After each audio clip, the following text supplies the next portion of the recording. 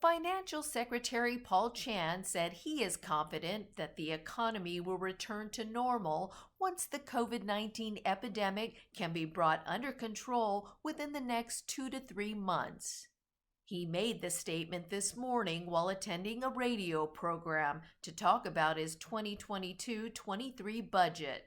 While he acknowledged that the economy may go into negative growth in the first quarter of this year, he remained optimistic that it will be restored once the pandemic situation is contained.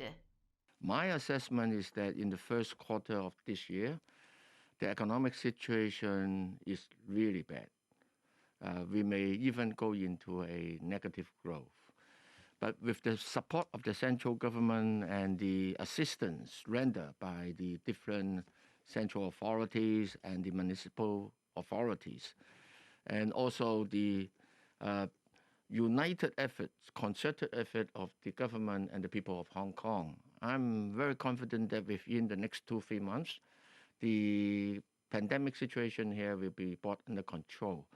And thereafter, if we follow the COVID-0 policy, like last year, the economy will return to the normal track.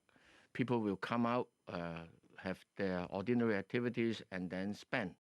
Mr. Chan emphasized that the implementation of the second round of the consumption voucher scheme is part of a raft of measures aimed at alleviating the public's economic pressure under the pandemic. The final decision to pick consumption voucher is that, currently under the attack of this wave of COVID, many people in Hong Kong, particularly those in the lower income groups, have been heavily affected.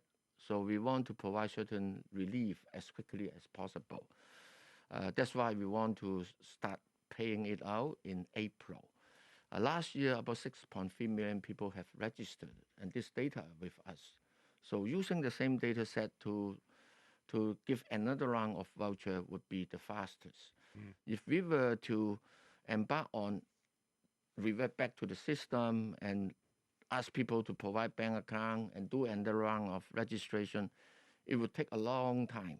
The finance chief added that the government decided not to use the consumption voucher scheme as an incentive for vaccination. He explained that most of those who are not vaccinated are elderly people who need financial relief.